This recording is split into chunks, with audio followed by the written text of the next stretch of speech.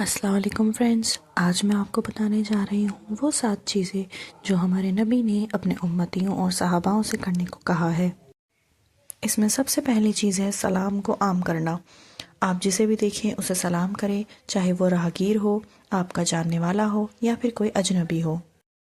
ایک حدیث کا مفہوم ہے کہ نبی کریم صلی اللہ علیہ وسلم نے فرمایا، اے لوگوں، سلام کو پھیلاؤ، لوگوں کو کھانا کھلاؤ اور راتوں کو عبادت کرو کہ جب لوگ سو رہے ہوں تو تم جنت میں داخل ہو جاؤ گے۔ دوسری حدیث ہے بیمار کی عیادت کے لیے جانا۔ صحیح مسلم کی حدیث ہے کہ جو شخص کسی بیمار کی عیادت کو جاتا ہے تو وہ ایسے ہے کہ جیسے جنت کے کسی باغ میں داخل ہوا ہو، اور جب تک وہ لوٹ کر نہیں آتا وہ وہیں رہتا ہے۔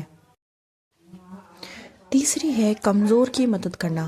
ہمارے نبی نے فرمایا ہے، جو بھی کوئی شخص کسی بھی طریقے سے کمزور ہو، مالی حالات سے یا پھر وہ کوئی اپاہج ہو، اس کے اندر طاقت کی کمی ہو، تو آپ کو چاہیے کہ آپ ہاتھ بڑھا کے اس کی مدد کریں۔ تیسرا ہے ظالم اور مظلوم کی مدد کر تو لوگوں نے فرمایا کہ اے ہمارے نبی، ہم مظلوم کی مدد تو کر سکتے ہیں لیکن ہم ظالم کی کیسے کریں گے؟ تو ہمارے نبی سے جواب ملا کہ تم اسے ظلم کرنے سے روکو اور دوسروں پر ظلم کرنے سے روک کر تم اس کی مدد کرو گے۔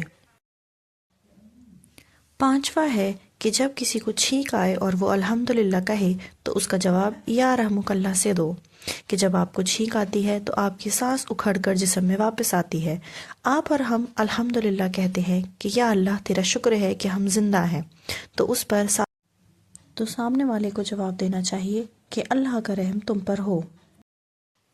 چھٹا ہے کہ اگر کسی نے کوئی وعدہ کیا ہے یا کوئی عہد کیا ہے تو تم اس کی مدد کرو اور اس کو اس چیز کے لیے گائیڈ کرو۔